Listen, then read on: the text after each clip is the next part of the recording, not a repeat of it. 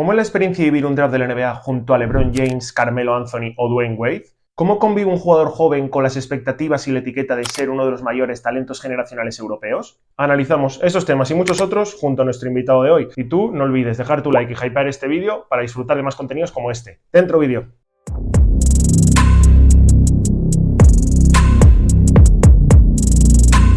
Hola a todos, bienvenidos al canal, bienvenidos a Baller Perspective. Estamos de vuelta una semana más con un nuevo vídeo y hoy tenemos una charla de entrevista, como queréis llamarlo, con un invitado súper especial, con una trayectoria pues dilatada en la élite del baloncesto internacional y bueno, seguro que os va a encantar recorrer un poco por los distintos capítulos que ha tenido. No vamos a poder hacerlo entero porque es súper extensa, pero bueno, seguro que os va a encantar. Y como digo siempre, si os gusta el contenido, pues podéis apoyarnos con una suscripción, que es totalmente gratuita y ayuda a que podamos seguir teniendo invitados como el de hoy, ¿no? O sea que sin más dilación, presentamos a nuestro protagonista, Maciej Lampe, bienvenido al canal. Encantado, muchas gracias. ¿Qué tal estás? Muy bien, muy bien. Aquí en Polonia ahora, ya llevo casi 4 años después de la carrera. Estoy trabajando mucho con mi fundación. Tenemos torneos de baloncesto, pero este año también vamos a hacer torneos en boxeo y torneos en ping pong. La fundación tiene la trayectoria de development, o sea que el desarrollo. Entonces yo ya tengo el segundo torneo más grande de toda Escandinavia, la Lampe Challenge. Tuvimos el aniversario de 20 años hace unos días en Suecia, en Estocolmo. 160 equipos de 11 países. Muy contento. Es algo que, bueno, me gusta hacer, me da mucho, no sé cómo decirte, mucha alegría poder trabajar con niños por todo el mundo y hacer estas cosas. Yo cuando era pequeño, pues torneos era lo máximo. Yo no tenía siempre dinero para ir a los campus de básquet, entonces los torneos era lo mejor para mí y esta cosa pues es un entrenamiento, un partido dentro de un torneo.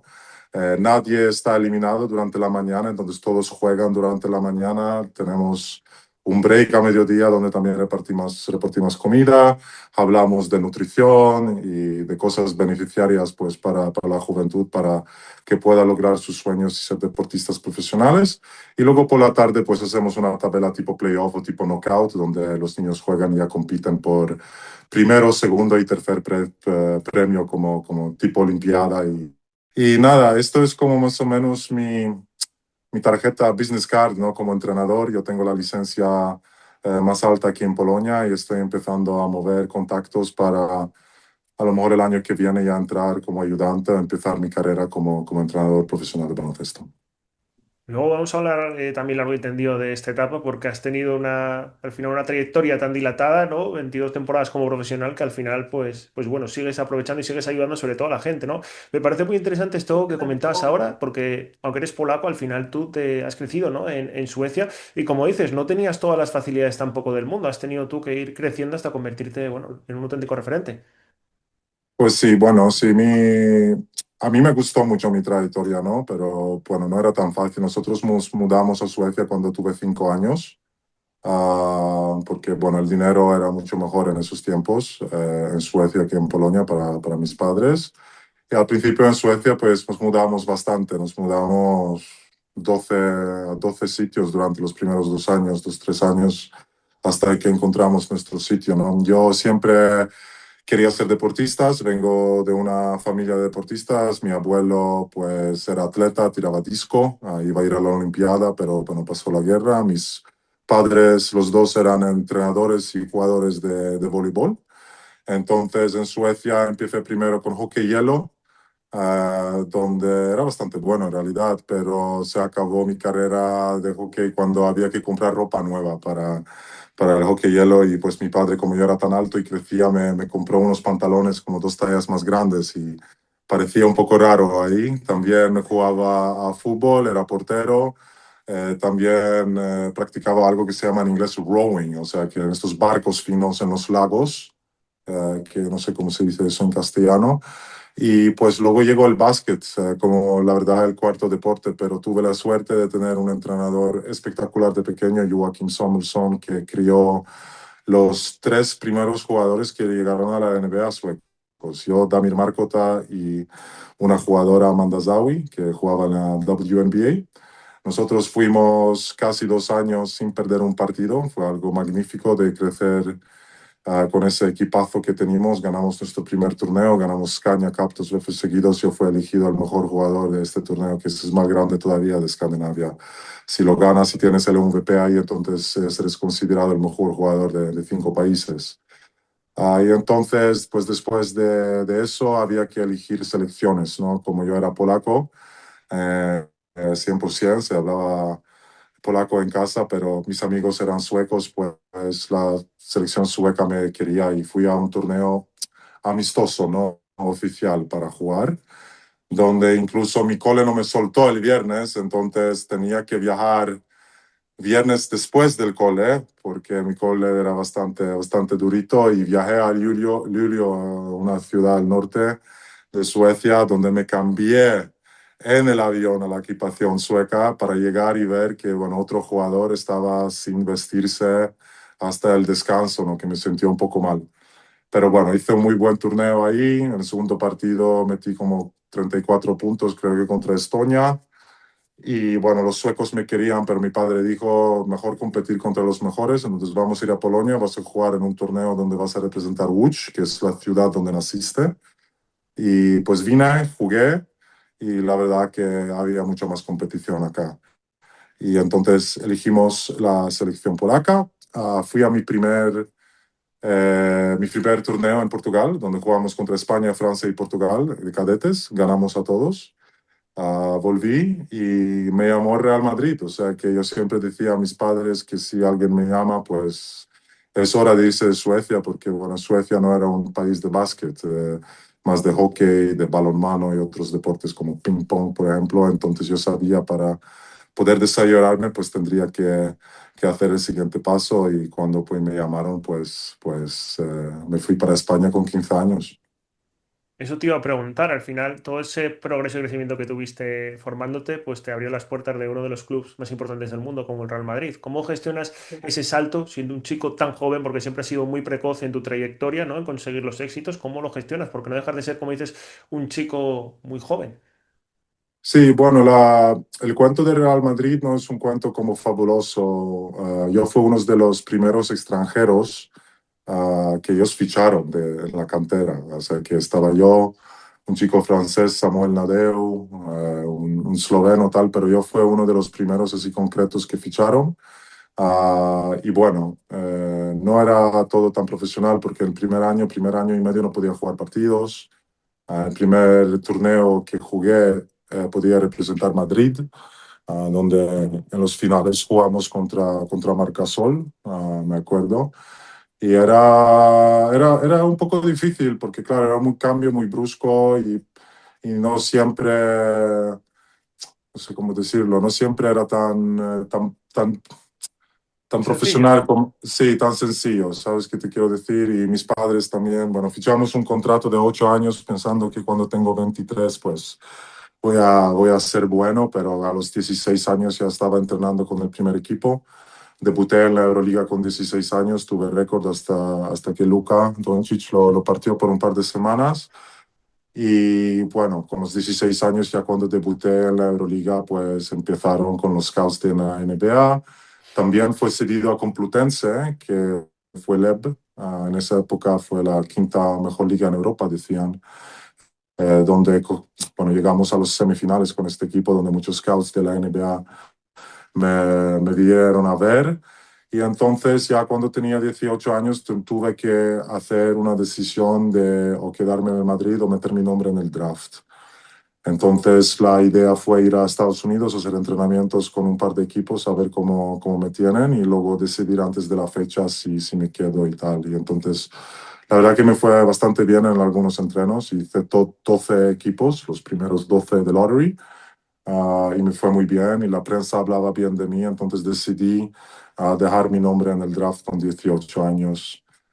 Y bueno, tuve un buyout muy grande al Real Madrid que tuve que pagar, 2 millones de dólares. Entonces, eso también tuve que pagar después de mi etapa en el Real Madrid, cuando ya estaba jugando el primer año en Khimki, en Moscú, cuando ya empecé a ganar dinero, pues me llamaron y me dijeron que debo 300.000, que tengo que pagar esto, no voy a poder jugar el siguiente partido. Y entonces lo pagué y seguí adelante con mi carrera. Con el Real Madrid, pues no tengo nada como malo para decir de ellos. Ellos me dieron todas las herramientas que yo necesitaba para desarrollarme. Sergio Scariolo me dio una oportunidad de entrenar con el primer equipo. Yo siempre tenía hambre, yo siempre quería entrenar. Podía estar en el pabellón todo el día, ¿sabes? Era algo que me gustaba hacer. Y cuando me llamaron del primer equipo, pues así que llegaba a casa ya de los entrenos con los juniors y tal, una llamada y me vestía e iba para el pabellón para poder jugar con ellos.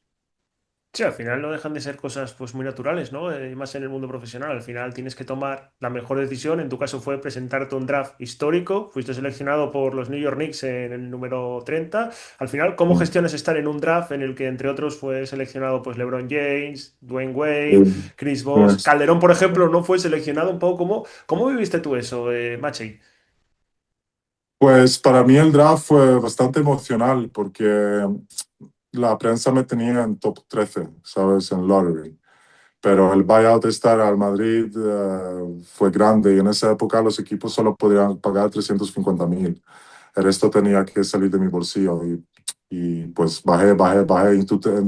Incluso Milwaukee me llamó en el puesto nuevo, algo así, para decirme que te cogemos, pero tienes que jugar en Europa un año más o 2 años más. Y yo, como ya tenía la cabeza que quiero estar en la NBA, pues dije que no y bajé. Pero lo bueno es que fue elegido en la segunda ronda, porque entonces, bueno, lo bueno, los contratos no son garantizados, entonces yo tenía que enseñar mis habilidades durante las ligas de verano para poder obtener este contrato. Y la primera liga de verano que jugamos con los Knicks fue en Boston, donde me fue bastante mal porque no estaba acostumbrado al juego americano, un juego tan atlético. Mi primer partido jugué contra un jugador muy atlético, Marcus Hayslip, que jugué también en Baskonia y pues me mató, o sea que fue fatal, pero ya en la segunda liga de verano, que era el mismo verano, ya entendí cómo jugar un poco, así que usar mi tiro. Vamos, que el equipo soy el líder del equipo y voy a jugar los minutos que quiero más o menos y tengo que aprovechar de este momento y pues en la segunda liga de verano me fue mucho mejor y me fue elegido al All-Star Team de la liga de Salt Lake City y entonces me dieron este contrato de 3 años garantizado y ahí empecé mi época en la NBA con 18 años. Para la gente que nos está escuchando desde fuera, ¿no? Que en muchos casos son aficionados también a la NBA, ¿cómo es bueno, esos training camps, ¿no? ¿Cómo son todos esos entrenamientos? ¿Cómo lo vive desde dentro un jugador, ¿no? Estos procesos. Pues, o sea que cuando para mí fue un sueño hecho realidad, o sea que mucho más profesional, especialmente en este tiempo. La NBA, pues los viajes, el equipo médico, los gimnasios, o sea que todo lo que te puedas imaginar, pues está ahí para ti, ¿no?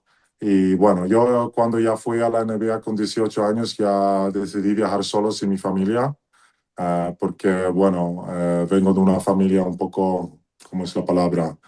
Eh, no sé cómo decirlo, un poco de peleas en casa y tal. Mi padre también se peleaba mucho con el Real Madrid durante este tiempo porque el contrato no era tan como debería ser y había muchas cosas ahí. Entonces ya cuando cumplí los 18 decidí viajar ahí solo y pues ahí pues aprendí más que nada. Yo usé la NBA como un colegio de la vida, o sea que viajé por todos los Estados Unidos. Era la primera vez que tuve un poco de dinero en mi bolsillo y pues aprendí a través de mis mistakes, como se dice, de mis errores, ¿no?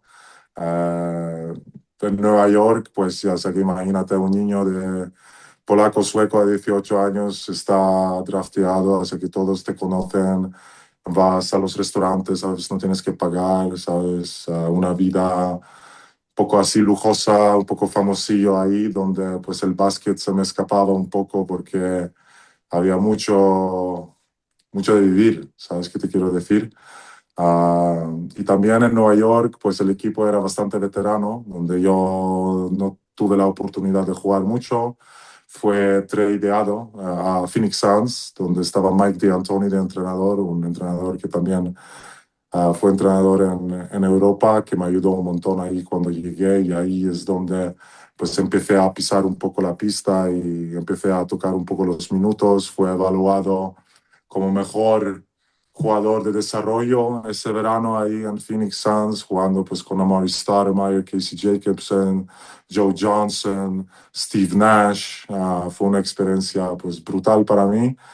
Y luego, pues, un trade duro, donde ya estoy en equipo donde juego, no sé, 7, 5, 8, 10 minutos ahí por partido me dan a jugar, y deciden hacer un trade para alguien que juega pues, mejor defensivamente, que era Bob Outlaw, y fue tradeado uno de los peores equipos de la NBA. Esto fue bastante duro para mí porque pensaba que con Phoenix ahí ya tenía como mi casa y iba a estar compitiendo con ese equipo en los playoffs y tal. Entonces esto fue bastante durito para mí, a llegar a New Orleans justo antes de Hurricane Katrina.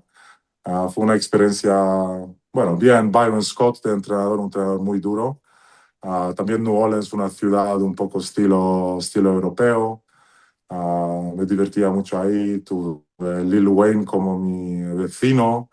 Sí, Y bueno, sí, y bueno, y ahí pues también jugué muy poco. J.R. Smith estaba en este equipo, como también tuve 18 años, entonces muchos entrenamientos con él. Estaba David West, Brandon Bass también llegó, porque fue un año en New Orleans y luego tuvieron el Hurricane Katrina. Y entonces después de Hurricane Katrina el equipo se mudó a Oklahoma City y jugamos el año siguiente en Oklahoma City. Entonces nosotros en realidad New Orleans trajo este equipo a Oklahoma City Thunder ahora, que ah, luego volvieron y luego se trasladaron ahí a Seattle Supersonics, si no me equivoco. Y luego otro trade ahí al final de mi carrera en la NBA, pues Jeff Van Gundy escuchaba buenas cosas de mí y me trajo a Houston Rockets, donde estaba Yao Ming, Tracy McGrady, Rafer Alston, jugadores tal. Y ahí pues no tuve mucha oportunidad, jugué en algún partido, y después de este año pues se acabaron los 3 años de la NBA para mí, y tuve la opción de fichar por el League Minimum, pero tuve una oferta mucho mejor pues en Rusia, donde primero fiché por San Petersburgo, Zenit San Petersburgo. Zenit no, se llamaba Dinamo San Petersburgo en esta etapa. Ficho ahí, llego a Rusia, me recoge un conductor que va súper rápido por la autopista. Llego al hotel, al siguiente día voy al entreno, y llego al entreno y me dicen que el equipo pues ha terminado, que un bankrupt. día, ¿eh? Tardaste en llegar. Llego y se acaba el equipo. Yo digo, bueno, vamos, estamos aquí, vamos a hacer un entrenamiento por lo menos, ¿no? Y nada, hicimos un entrenamiento, llamo a mi agente, pregunto qué hago y me dice, espera, porque te han visto y han hablado muy bien de ti, y creo que vas a conseguir el mismo contrato en otro equipo en Moscú, que era Kimki. Y es lo que sucedió. Me quedé un par de días en San Petersburgo, hablaron muy bien de mí porque me vieron en un entrenamiento. Fue a Kimki, donde el equipo pues era lleno de veteranos en sus últimos contratos. Yo llegué con mucha hambre. Ah, el entrenador era el manager de equipo también, o sea que un poco un circo. Pero después de unas semanas llego al entreno y me dicen que han despedido a Elevich, que es el entrenador y como el manager del equipo, y los jugadores veteranos me dicen que van a ir a un strike, que no van a jugar. Y nos meten en el vestuario y empiezan a mi izquierda, todos levantan la mano, incluidos los rusos que van a hacer el strike. Y yo le digo que no, yo digo que yo no voy a hacer ningún strike. Si viene otro entrenador, pues voy a probablemente tener mucho más minutos, y yo no voy a hacer ningún strike. Y me acuerdo, Okulaja se vino así, me cogió y me dice, Lampe, you're always going against the grain, que siempre vas contra la corriente. Ahí me empezaron a defender algunos, y bueno, llegó Kimsutis Kimzura, un entrenador lituano, después de la escuela de David Blatt, que era un sistema de juego que era ideal para mí, y ahí pues empezó el camino para mí en Rusia, donde primer año pues quedamos terceros, ganamos contra Ivkovic y Papadopoulos, Travis Hansen, Henry Donnerkamp de Dinamo, quedamos terceros.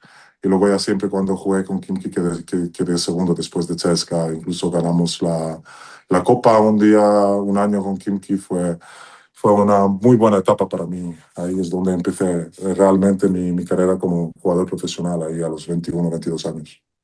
Totalmente. Mira, antes de ir a la etapa de Rusia, que la tenía que apuntada, me encanta, ¿no? Porque has hecho tú ese recorrido contando también cómo lo sentiste, ¿no? Pero eh, la historia con el dorsal de los New York Knicks creo que es muy interesante. Si la puedes contar, la hablamos antes. ¿Con la qué? Con el dorsal, con el número de los New York Ah, Knicks. sí, yo tengo el número 6 en la camiseta y alguien me dijo que ya nadie de los Knicks lo puede tener. No estoy seguro por qué, pero le creo, porque este tío es un friki de la NBA y me dijo que ya nadie en los Knicks juega con el número 6, no sé por qué, no sé cuánto. Y bueno, ahí tenemos un polaco ahora, el segundo polaco, el Jeremy Sohan, el segundo polaco en Nueva York, que está jugando, bueno, jugando poco, a ver si sale en los finales y gana un anillo, sería increíble. No, no, vamos, al final es lo que comentas, ¿no? Todas las experiencias que hay en la NBA lo has pasado un poco por encima, ¿no? Pero coincidiste, llegaste a coincidir con Chris Paul y con Dikembe Mutombo, con Chris Sí, Paul en... ¿Cómo era el día a día con estas leyendas del baloncesto, sí, ¿no? pues Dikembe Mutombo hace que la primera vez que lo vi, nunca me lo voy a olvidar cuando quitó sus zapatillas, las pies que tenía, o sea, como si estaba corriendo en el bosque descalzo, ¿sabes? Pero una persona tremenda, este tío me ayudó un montón. Era una persona tremenda que hizo mucho para su gente en su país. Fuimos incluso con él un día a South Africa con un programa que se llama Basketball Without Borders, donde conocí a Nelson Mandela antes que falleció. Hicimos unas cosas de charity ahí y fue como un gran hermano. Ahí también estaba con él en Houston Rockets. Y él para mí fue siempre alguien que se podía llamar y podía hablar sobre el básquet o sobre la vida o sobre fianzas o lo que sea. Es un tío eh, que tengo muy cerca de mi corazón. Y pues Chris cuando llegó pues era rookie, ¿no? Era su primer año, pero era un mago con el balón, o sea que era uno de los mejores bases con cuales he jugado seguramente. ¿Y a ti qué te impactó más en toda esta etapa que tuviste en la NBA, ¿no? Porque como dices, para ti ha sido una escuela de vida, pero al final no deja de ser pues una experiencia también maravillosa, ¿no? Para el jugador. ¿Qué te impactó a ti más, Machi?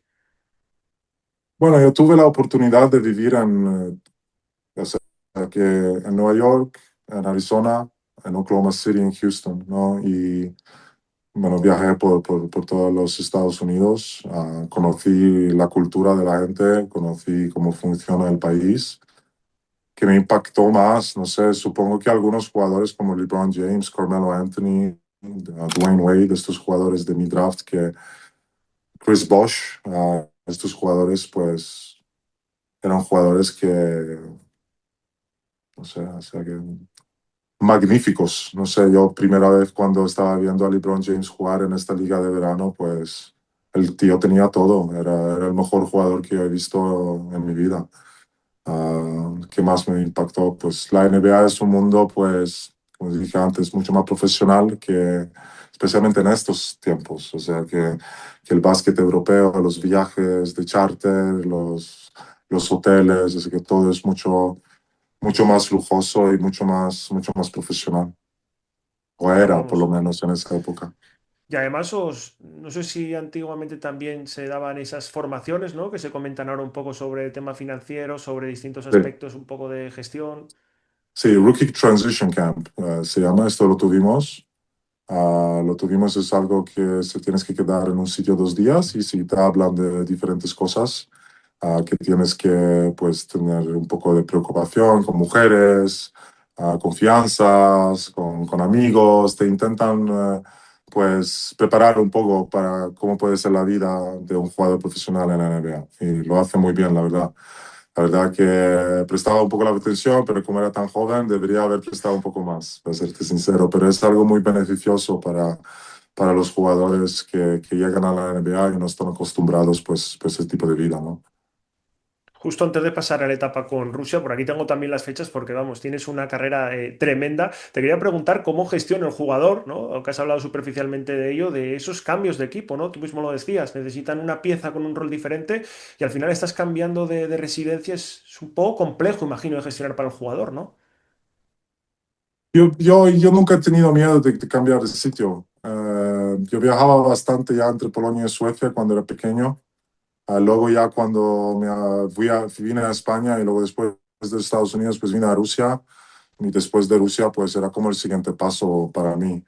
Y fue Maccabi Tel Aviv, donde la verdad que no me fue muy bien porque tuve una discusión en el segundo entreno con unos de los jugadores y pues me dijeron después de una etapa que pensábamos que ibas a jugar más de 5, pero me jugabas más de 4, era mentira, o sea que me estaba jugando de 4 todo el verano con la selección. Y nada, me vino el dirigente del equipo, Shimon, y me dijo que me encontró un equipo que me puedo largar. Y le dije que tú no vas a mandar donde yo voy a jugar. Yo tengo un contrato y cuando yo encuentre el equipo donde quiero ir, pues me iré para allá. No era una experiencia muy buena ahí para mí con el Maccabi. Jugué solo 4 partidos y encontré a Kazán, que era una situación bastante cómoda y ya la conocía, ¿no? Kazán era un equipo de top 3 y era un equipo que podría llegar a ganar la Eurocopa y es justo lo que pasó. Así, llegué el primer año, quedaron terceros y en el segundo año pues ya quedamos segundos y ganamos la Eurocopa y fue elegido el mejor jugador, el MVP de la Liga Rusa ese año. Eso te quería preguntar. Al final en Hinkie habías tenido una experiencia muy buena. El tiempo que estuviste también en Maccabi, yo creo que, bueno, que el trabajo fue bueno, ¿no? Aunque hay otras circunstancias. Pero te quería preguntar precisamente por esta experiencia en Unix, ¿no? Un poco, ¿cómo crees que esa etapa influenció en tu carrera, ¿no? Porque ya habías sido MVP de la Copa Rusa, pero ahí, como dices tú, es No, dar un pasito más. no, MVP no, en la Copa Rusa sí, de Kimki, pero de la 2007, Liga ¿no? Rusa luego en Kazán. Fue una misión, porque ya había hecho algo así con Kimki. Y, yo llamo estos años años de trampolina en la carrera. Yo tuve 3, ya, ¿sabes? Donde tenía que enseñar lo que valgo para luego subir a estar más arriba.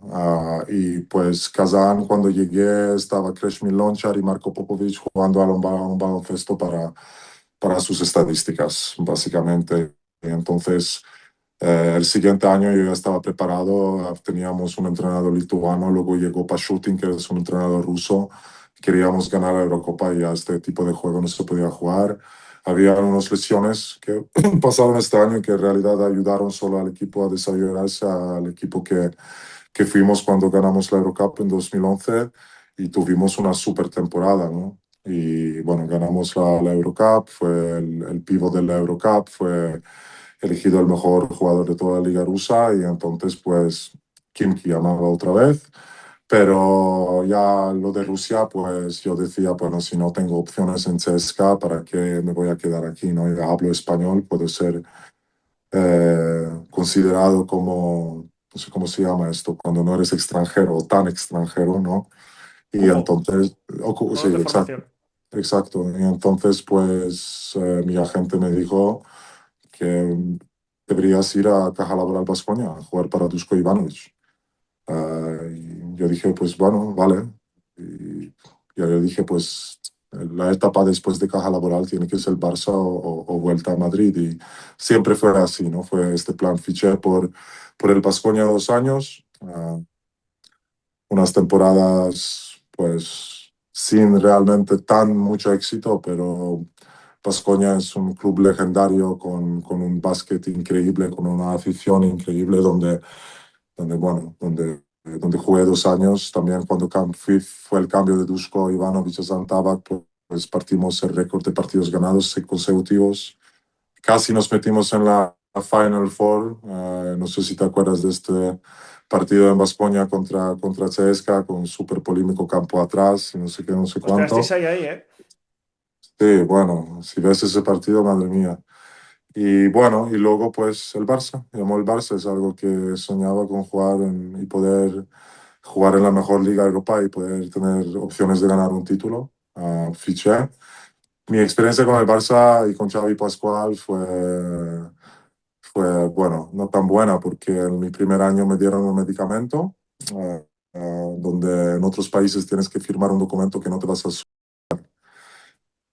Se llama Rococutanto Accutane en Estados Unidos, que la gente no sabía qué pasaba conmigo. Perdía la vista por la noche y estaba sintiéndome muy mal. Al final leí sobre los efectos secundarios.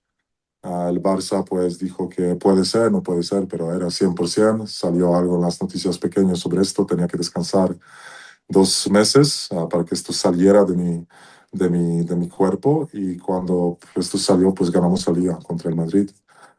Fuimos a 2 Final Fours donde nunca tuve la oportunidad de jugar en los semis, pero jugué en los 2 partidos de tercer puesto, donde me fue muy bien. Y después del Barça, pues Besiktas.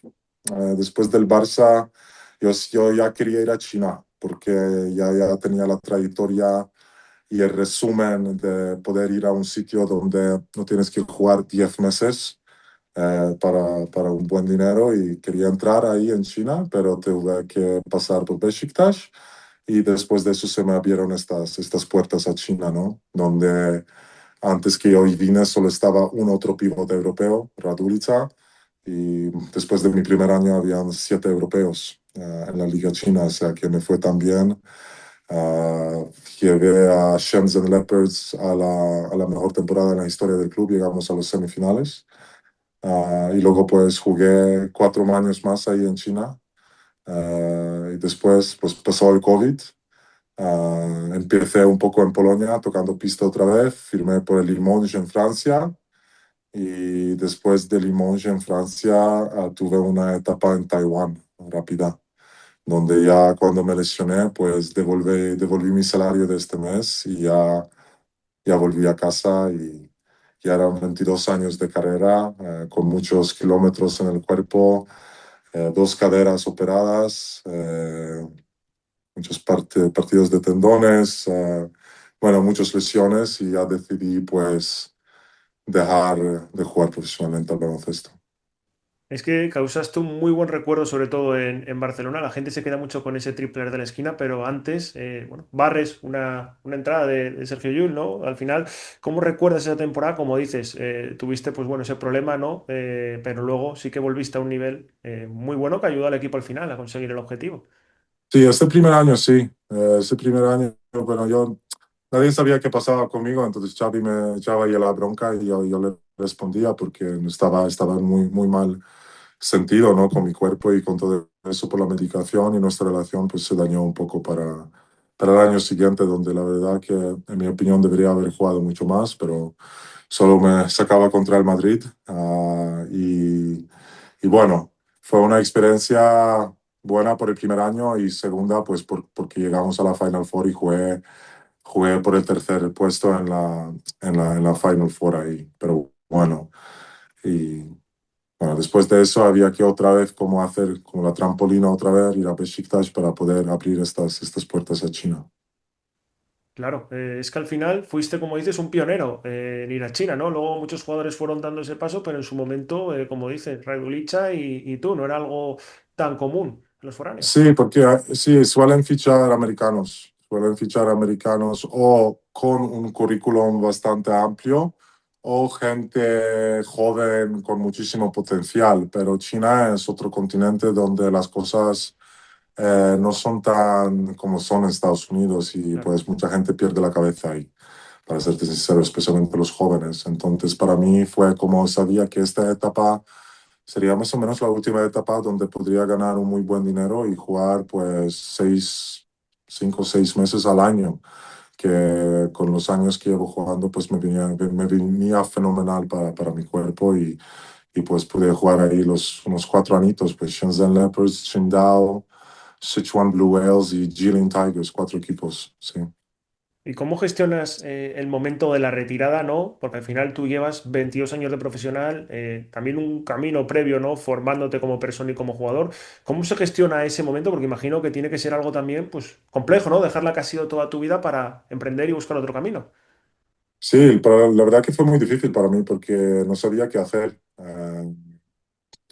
Como ya había ganado un buen dinero, pues dije, oh, ahora no necesito tener la disciplina y voy a hacer lo que me da la gana, y voy a viajar y voy a hacer esto, pero después de 2 años de estar por ahí, pues sin propósito, pues la verdad el año pasado yo hice un viaje solo a Asia, donde me quedé 2 meses en Asia pensando en la segunda etapa de mi vida y lo que quiero hacer. Como he estado en baloncesto toda mi vida, pues no, no quería salir de esto y pues creé este nuevo torneo, creé mi fundación que se está expandiendo bastante rápido, estoy muy orgulloso de ello.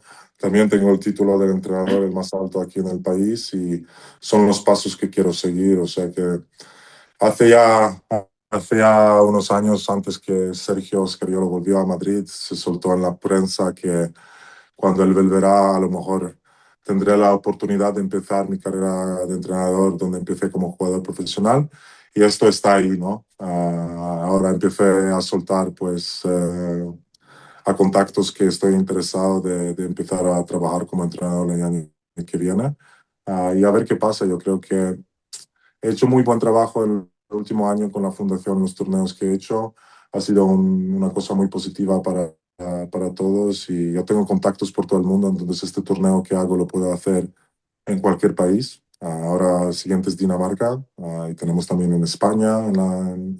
Estamos hablando en diferentes países para montarlo y es algo que a través de mi fundación en los próximos años quiero que funcione solo sin mi presencia, ¿no? Porque la verdad que las reglas son bastante simples, pero se nace un juego mucho más rápido y mucho más eficiente para el desarrollo del jugador al básquet 5 contra 5. Claro, has comentado antes un par de aspectos, de automatismos del juego que ayudan a su desarrollo, ¿no? ¿Te gustaría estar, Sí, por poner un ejemplo, en España, ¿no? Cuando llegue ese momento, si tiene que llegar de empezar como entrenador. sí, claro, sé que el básquet español es el primer nivel en Europa. En mi opinión, la Liga Española es la mejor liga de Europa. Obviamente, hay muchísimos buenos entrenadores ahí donde podría aprender. Yo creo que mi momento llegará, o sea, que tengo la trayectoria que tengo, he estado en este deporte toda mi vida, y pronto alguien lo va a apreciar y va a querer que le ayude. No soy un tío que pienso que sepa todo sobre ser entrenador, pero que soy un tío que quiere aprender. Y amo el baloncesto, sé que esto está en mi sangre, he hecho todo esto toda mi vida, he jugado al básquet y creo que podré ayudar a cualquier equipo que me da la oportunidad. Pues si te parece, para terminar, podría estar mucho tiempo más, pero como digo, al final es una trayectoria tan extensa que, bueno, no te queremos tener aquí mucho más, pero con Sí. un test final que siempre hacemos a nuestros invitados sobre, bueno, distintas experiencias que hayan tenido en el baloncesto. Contigo creo que va a salir algo muy interesante con esas 22 temporadas. Si te parece, empezamos. ¿Vale? ¿Cuál es el jugador, Maciej, que más te ha impresionado en directo en una cancha de baloncesto? LeBron James, sin duda, sí, o sea que tenía todo. Tenía absolutamente todo. Tenía el atleticismo, tenía el tiro, tenía el bote, sabía sacar faltas, sabía tirar de tres, sabía ser un líder, sabía defender. Para mí es el mejor jugador de mi época de baloncesto. Y la evolución que ha tenido, si ya era bueno, pues al final ese progreso, ¿no? Ese trabajo también invisible. Increíble, o sea que increíble, la verdad, sé que vale, tiene todos los medios de los mejores médicos y todo eso, pero a estar jugando ese nivel a 41 años en la NBA, pues es algo que solo se puede, ¿cómo se dice? Ah, Mirar y Apreciar. aplaudir, apreciar, exactamente. ¿Y cuál es el jugador que más te ha costado defender en toda tu carrera? Buah, pues la primera guerra así de pivots que tuve fue con Lázaros Papadopoulos. Él ya estaba al final de su carrera y yo era pues un chaval joven que era mucho más móvil, era mucho más grande, pero le defendía en el poste bajo. Y esta batalla fue épica, la verdad. Casi me rompe el brazo y el cabrón, pero sí, sí, sí, pero no, muy bien, la verdad que les ganamos por poco en su campo, fue una de las mejores victorias en mi carrera. Este tío fue difícil, luego también Smodis. Smodis en CSKA Moscú fue un tío con un cuerpo que parece que no juega básquet, pero todos los ángulos y ganchos que tuve y el tiro de tres fue un problema, la verdad, porque en el sistema de Messina con Smodis era un problema, sí, Smodis era muy, muy peligroso. Luego, pues en España, pues ante Tomic fue un pivot que siempre daba problemas por su altura y por su trabajo de pies y por su conocimiento del baloncesto. Es un pivot muy listo. Ah, antes también Erasm Lorbeck, cuando éramos pequeños, jugábamos contra Erasm cuando todavía tuvo sus rodillas y podía saltar. También Linas Kleiza fue un jugador lituano que yo competía contra Linas Kleiza primera vez cuando tuve 13 años. Vaya Y yo siempre, jugadorazo. sí, yo siempre decía que este, pues por ahí, por los países Lituania y Escandinavia y tal, pues este tío era un poco mejor que yo incluso cuando éramos pequeños. Amaury Stoudemire fue un tío que siempre jugamos uno contra uno. Después tuvo partidos como yo tuve un tiro. Le costaba un poco defenderme. Su atleticismo era brutal. Ah, bueno, para defender, ¿qué más? ¿Quién más era peligroso? Bueno, es que hay muchos jugadores, no sé, pero alguien así que destacaba en las primeras, pues diría que estas batallas en Rusia contra Lázaros Papadopoulos y contra Smudis, también David Anderson estaba en CSKA, que era un pivot bastante casi como yo, de 4 o 5, que también no era fácil. Thiago Splitter. Yo jugué contra Thiago también cuando estaba en el Madrid, o sea que con el Complutense en la LEP, la primera vez que competíamos contra él, era un jugador tremendo, también un muy buen entrenador, le felicito por su éxito ahora. Ah, no sé qué más me llega a la cabeza ahora. Has dicho bastantes, ¿eh? Ya, La verdad que buenos rivales, no, no, y además muchísimo mejor que digas tanto. Se está perdiendo un poco también esa figura como la tuya, ¿no? Ahora muchas veces el 4 como tú que tiene esa capacidad y ese tamaño, muchas veces, pues bueno, es llevado también al 5, ¿no? Es una evolución también natural que pasa en otras posiciones. sí, bueno, el básquet va evolucionando, ¿no? Y va a seguir evolucionando. Bueno, en los años 90 se jugaba de una manera con un pivot, pues tipo pivot de poste bajo y luego pues el juego ha cambiado. Yo fui uno de esos jugadores que pues siempre le gustaría hacer un poco de todo, ¿no? Y para mí, para mí me dijeron siempre, bueno, habría un entrenador que me dije, ¿sabes lo que es lo más importante para un jugador alto? Y yo, ¿qué? No sé, un gancho. Y me dice, no, es control de balón. Y en realidad, si tienes un buen manejo de balón, pues tienes muchas más oportunidades de desarrollar tu juego, ¿sabes? Si sabes votar y bueno, yo siempre intentaba jugar un poco así, dentro o fuera. Muy interesante lo que comentas y precisamente muchos entrenadores en formación a veces dicen, bueno, pues el jugador grande no tiene que votar, no tiene que ayudar, pues ahí está la clave, ¿no? No lo dice una persona cualquiera, en tu caso tienes una gran carrera. Sí, así me contaron y yo siempre, pues de pequeño intentaba siempre tener el balón en las manos, o sea, que botar en el tren, botar yendo al colegio y creo que esto me ha ayudado un montón, siendo tan alto, teniendo tanta trayectoria desde tu brazo al suelo, si tienes un buen manejo de balón, pues te ayuda un montón. ¿Cuál es el jugador más inteligente que has visto dentro de una cancha de baloncesto?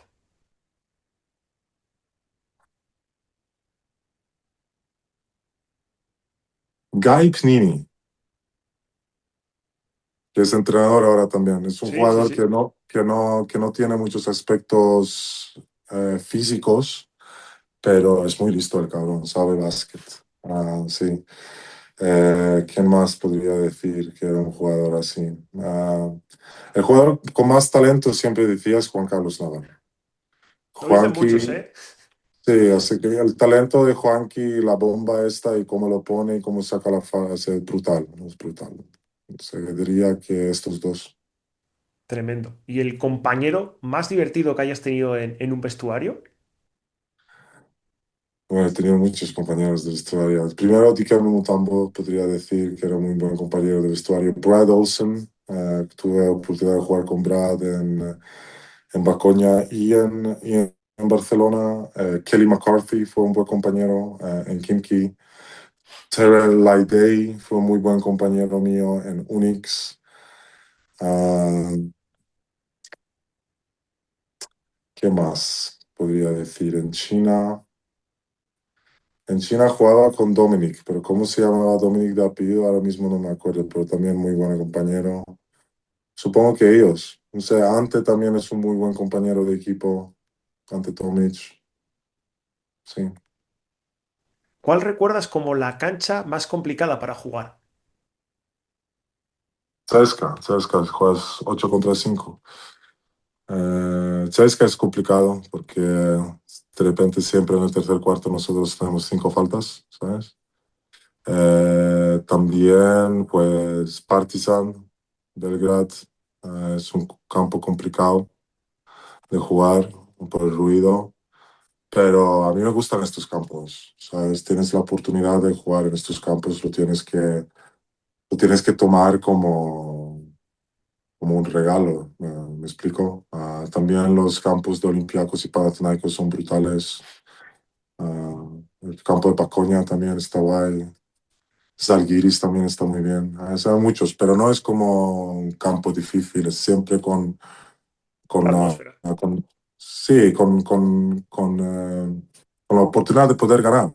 O sea que es como un regalo, lo ves. ¿Y cuál es el entrenador que más te ha marcado en toda tu carrera? Pues el que más me ha marcado es el que me crió de pequeño, Joachim Sommerson, que te comenté antes. Él instaló muy buenos fundamentos de baloncesto en mí desde pequeño y luego he tenido un montón de buenos entrenadores en mi carrera.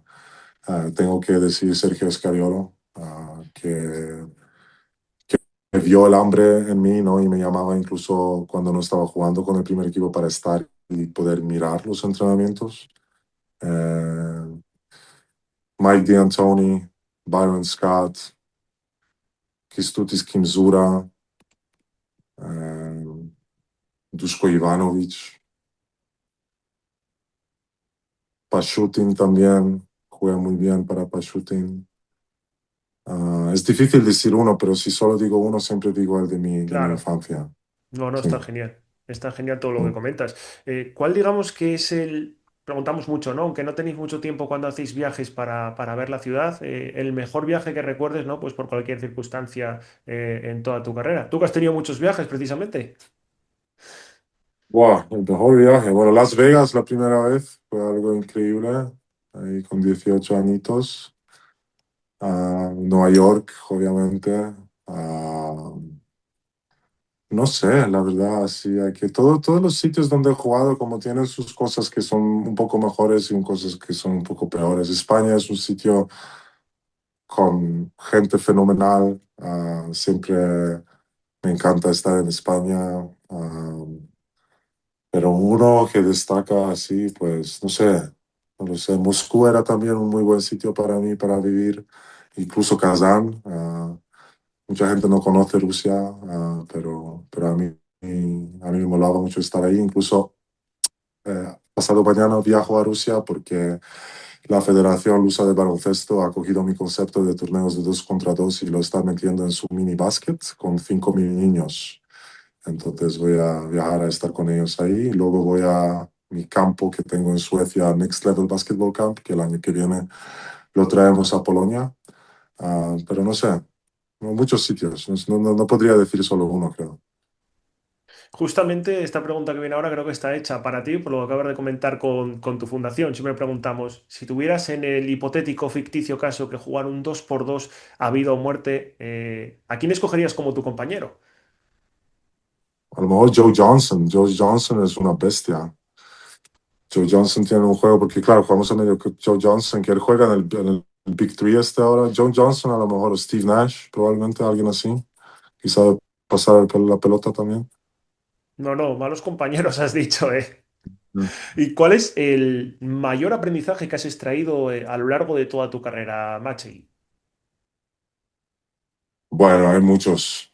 Hay muchos. Yo siempre he tenido una buena. Bueno, yo fui criado en un colegio católico, con monjas alemanas, entonces yo siempre he tenido una relación con Dios que siempre me ha ayudado en tiempos donde he estado solo y tal, pues siempre he podido pues ir un poco para allá, pero no sé, o sea que ya se ha aprendido un montón, he podido estar en tantos países, hablo 5 idiomas, he podido estar con tantas culturas, he podido ver el básquet que se juega diferente por todo el mundo. No sé cuál ha podido ser mejor mi presidente. Yo creo que tienes que ser persistent. No sé cómo se dice persistent. Sí, Tienes sí, que persistente, constante. persistente, tienes que ser profesional. Vas a tener días malos, vas a tener días que no te encajan, vas a tener días que no te gustan. Es el camino que es lo bonito, no es la final, no es el trofeo, es todo el trabajo, todo el proceso que tienes que hacer hasta de poder tener este momento donde lo puedes lograr, que es lo que vale en realidad, porque luego cuando luego piensas en las cosas que he hecho, incluso estas batallas que nadie sabe o que nadie ha visto y la gente no habla de ellas y los logros es todo este camino que he tenido y he podido ser muy, ¿cómo se dice? Muy oportuno de poder jugar a tan alto nivel en cada continente donde he estado, pues ha sido una carrera muy bonita y muy larga y estoy muy orgulloso de ella. Oye, que muchos hemos crecido disfrutando también, sobre todo los que nos gustaba también el baloncesto europeo por edad, ¿no? Porque cuando estabas en la NBA muchos pues éramos muy pequeños, pero ha sido también pues una carrera que a muchos nos ha hecho disfrutar, ¿no? Para acabar yo te quería preguntar bueno, siempre preguntamos, ¿no? Una anécdota que guardes especial cariño de toda tu carrera profesional, la que quieras. Um, pues cuando nació mi hijo Dominic, viajé de Rusia a Estados Unidos y había un problema con el avión. Y de Rusia el avión paró en Islandia, donde se debería esperar un día para coger el siguiente vuelo. Pero como tuve dinero en efectivo, fui a un mostrador, hablé con la gente ahí y dije, oye, déjame entrar, que mi hijo está a punto de nacer. Y pagué en efectivo, me metí a un vuelo a Estados Unidos que era, no era donde debería llegar, luego cogí otro, pero llegué. Llegué ahí a ver el nacimiento de mi primer hijo, Dominic. A lo mejor esto, no sé. Sí. Sí, sí, sí, ¿no? Al final, lo que decimos, ¿no? Una carrera tan larga como la tuya, muchas veces también, pues, bueno, te pierdes momentos muy importantes, ¿no? Con la familia, con tu gente. Es ese sacrificio que muchas veces se Sí, dice, ganan mucho dinero, pero al final es un trabajo como cualquier otro y también tiene su parte de trabajo y de esfuerzo, ¿eh? sí, pero yo estoy bien con estos sacrificios, así que todo el mundo tenemos que tener sacrificios. Yo un poco más, porque a lo mejor cambiaba el país cada tres años, pero no era algo que no quería hacer. O sea, que hay jugadores que juegan toda su carrera para su club y muy bien.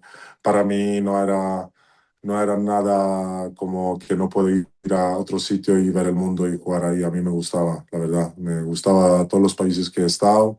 Fueron experiencias que me han dado un montón, las culturas que he conocido, la gente que he conocido y no lo cambiaría, la verdad.